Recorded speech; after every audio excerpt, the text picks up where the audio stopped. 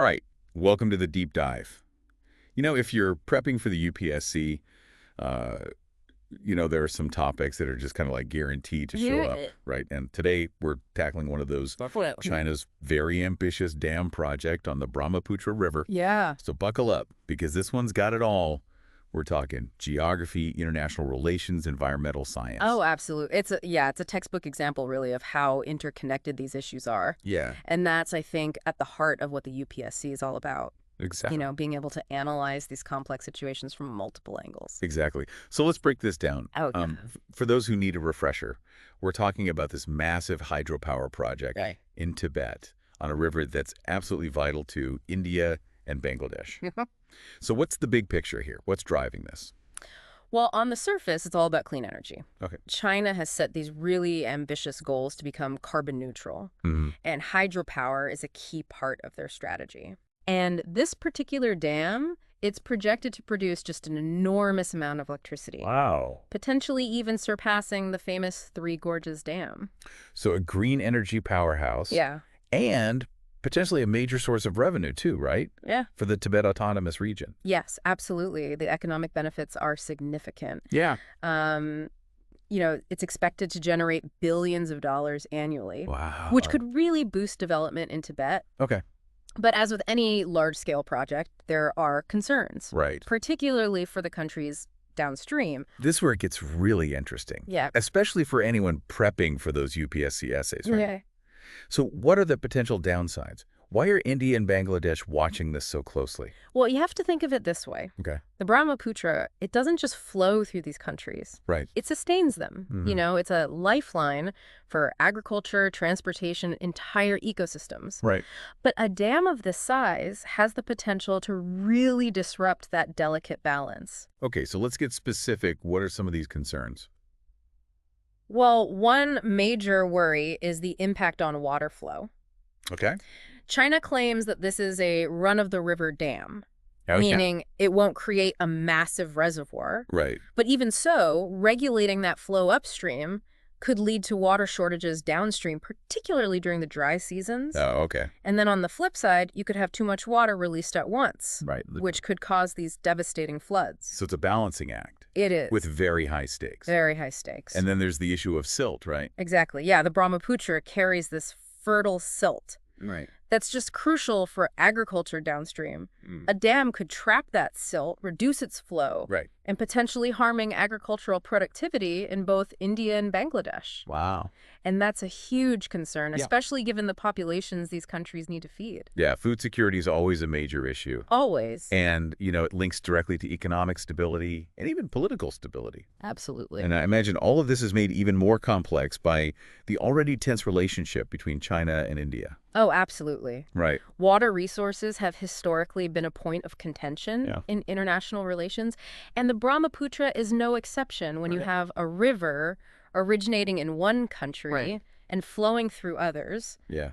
The potential for disputes, Yeah. even conflict, is always present. So you've got this potential flashpoint Yeah. with water scarcity becoming, a really increasingly urgent global issue. For sure.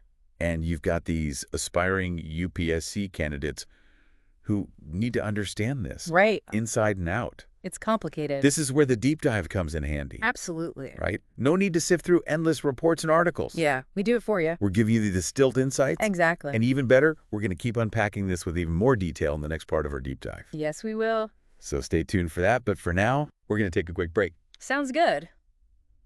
Welcome back to the deep dive. We're continuing our look at this Brahmaputra Dam project. Yeah, a topic that I think we can pretty much guarantee Oh, will yeah. probably show up on your UPSC exams at some point. For sure. And, we're not just skimming the surface here. We're going Yeah. deep, right? We're analyzing the potential impacts, this geopolitical chess game. Right. And most importantly, what it all means for you as aspiring policymakers. Absolutely. And in that last segment, we talked about, some of the potential impacts on water flow Right. and agriculture. But now I think we should zoom in on another really critical dimension. Okay. And that's the environmental consequences. Yeah, because building a dam of this magnitude in the Himalayas, Yeah. which are so ecologically sensitive. Right. It's bound to have some ripple effects, right? Precisely. The Himalayas are a biodiversity hotspot, home to countless species, Right. many of them endangered, and this dam could disrupt migration patterns, fragment habitats, and really just alter that delicate balance of the entire ecosystem. So when we say ecological damage, what kind of specific damage are we talking about? Well, so imagine this. The dam could act as a barrier Okay. for fish migration, impacting their breeding cycles and their overall populations. Wow. The reduced silt flow that we talked about earlier, Mm. that could change the river's shape and course, affecting the habitats of various aquatic species. It's amazing how these things are all interconnected. They really are. Yeah, and it's not just the aquatic life, right? What about the impact on the land?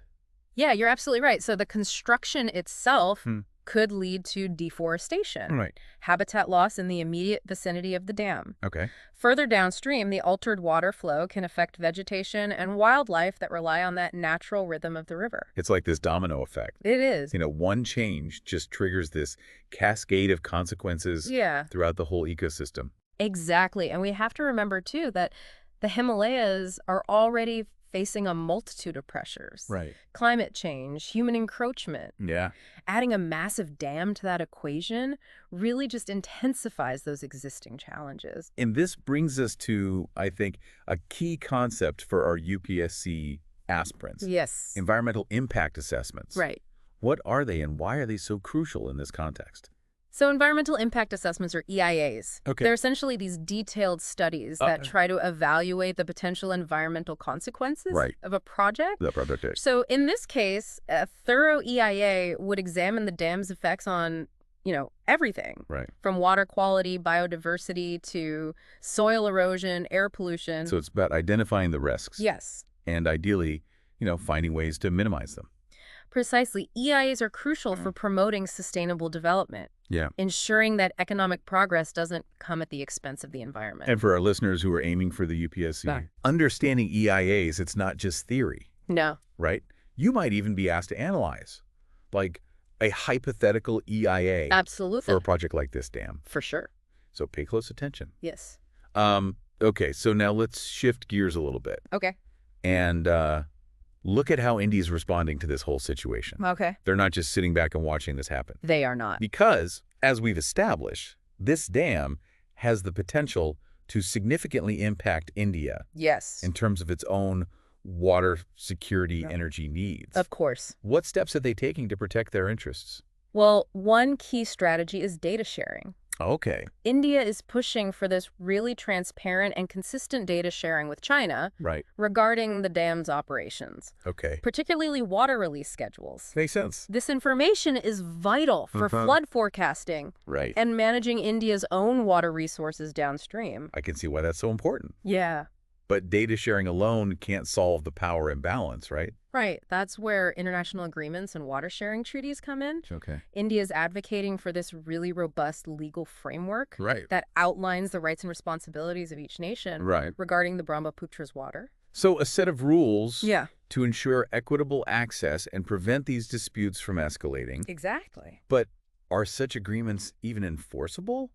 I mean, what's to stop a country Right. from just doing whatever it wants, especially when there are already tensions? That's a valid question. Yeah. And it highlights the crucial role of diplomacy, Right. confidence-building measures, and ongoing dialogue between nations.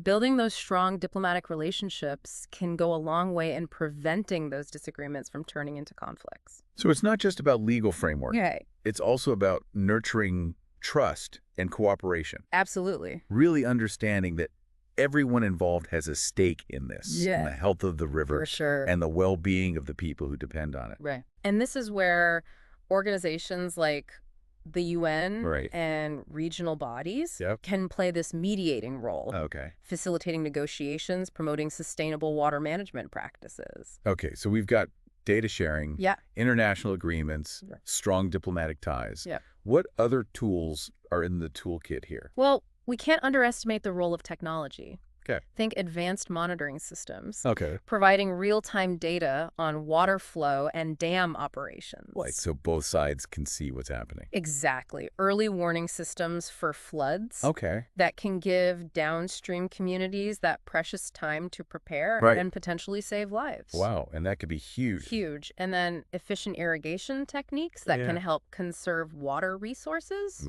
and reduce the strain on the river. So using innovation to kind of manage the situation more effectively. But it's not just about high-level policy and cutting-edge tech, is it? No, it's not. There's a human element to all of this as well. Absolutely. Ultimately, it's the people who are most affected by these decisions. Millions depend on the Brahmaputra for their livelihoods, their sustenance, their way of life. Any changes to that river will have a profound impact on their lives.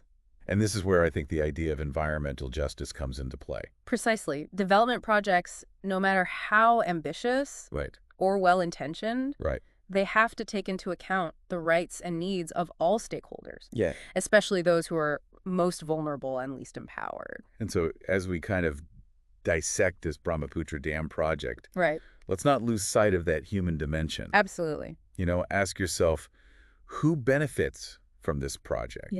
Who bears the costs? For sure. Are the risks and burdens being distributed fairly? Important question. These are the kinds of ethical considerations that I think the UPSC examiners are going to be looking for in your answers. Absolutely. It's a multifaceted issue.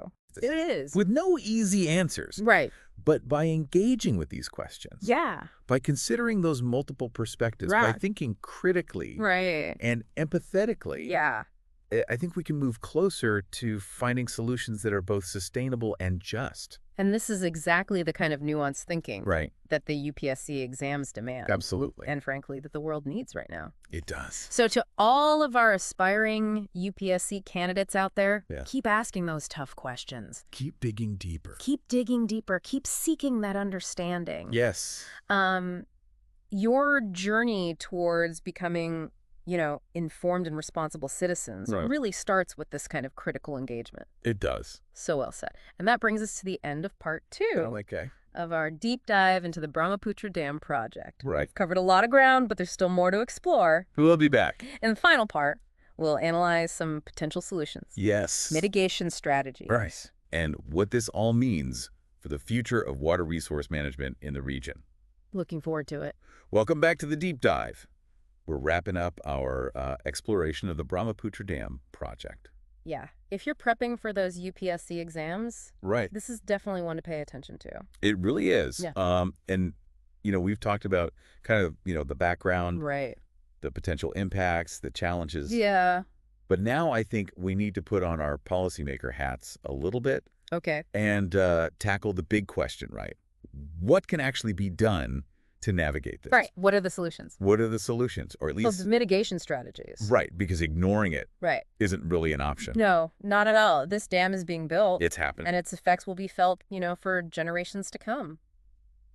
So we've already touched on some key points. Data sharing, international agreements, diplomacy, technology. But let's kind of dive in a little deeper here. And see how these pieces fit together. All right. So first and foremost, we need transparent and consistent data sharing between China and those downstream nations, India and Bangladesh. It is essential. I can see why that's so crucial because, India and Bangladesh, they need that information to make their own decisions. Yes, they need accurate, timely information about the water flow. To manage their own resources, prepare for potential floods, droughts, you name it. And that data sharing, it needs to go beyond just the basics. Absolutely. It should include things like environmental impact assessments, dam operation plans, all that relevant data that allows for informed decision-making by all stakeholders. So more communication, more collaboration. Absolutely. But what about that power imbalance, Because China, being upstream, they kind of hold a lot of cards here. Well, that's where those international agreements and water sharing treaties really come into play. Having that robust legal framework that clearly outlines the rights and responsibilities of each nation can help level the playing field a bit. So it's kind of like a rule book for managing this shared resource. Exactly. But how enforceable are these agreements, really? I mean, what's to stop a country from just Right. doing what it wants? Well, and that's why diplomacy, Okay. confidence-building measures, ongoing dialogue, these are all so important. Right. Having strong diplomatic relationships can really make a difference in preventing these disputes from turning into something much worse. So it's not just about, having that legal framework. It's not just about the paper. It's also about building trust. Yes. Cooperation, understanding that everyone has a stake in this. Absolutely. And that's where organizations like the UN, regional bodies, they can play that mediating role, facilitating those negotiations, promoting those sustainable management practices.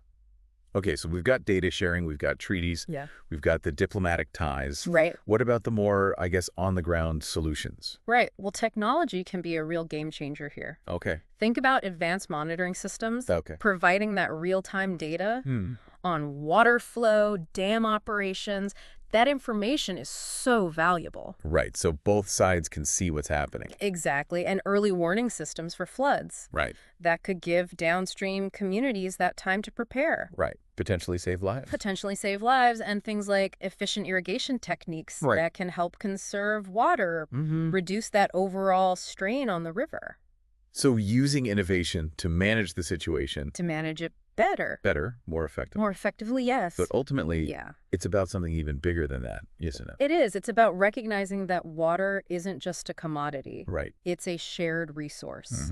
It's vital for life, and it's connected to everything from agriculture to energy to those ecosystems. And that brings us back to the human element of all of this. It does. Right. Millions of people depend on the Brahmaputra River. Their lives, their livelihood. Their livelihoods, their cultures. Yeah. Everything is intertwined with that flow. And for our UPSC aspirants out there, this is where I think it gets really interesting. Right. Because the exams aren't just about regurgitating facts and figures. They're not. Right. It's about showing that you can it's about demonstrating. Grasp these nuances. The complexities, the ethical dilemmas. Exactly. So as you study this issue, as you're formulating your arguments, crafting those essays, ask yourself these questions. Who benefits from this? Who benefits? Who bears the costs? Yeah. Are the risks and burdens being distributed fairly? Those are the questions. Those are the questions that separate a good answer from a great answer. From a great one. Because it shows that you're thinking critically. It does. You can grapple with the tough choices. And that you understand the human stakes involved. Exactly. And these aren't just hypothetical exercises. These are real challenges. These are real challenges. Facing our world. And your generation is going to be the one. It's your generation. Tasked with finding the solutions. Absolutely. So to wrap up our deep dive into the Brahmaputra Dam project. Okay. We want to leave you with this. Keep asking those tough questions. Keep exploring those different perspectives. Keep pushing for a future where development and sustainability go hand in hand. And if you found this deep dive helpful, don't forget to like and subscribe. And share it with your fellow UPSC warriors out there. Absolutely. We'll be back soon. With another deep dive into a topic that's shaping our world. Until then, keep learning. Keep exploring. And keep diving deep.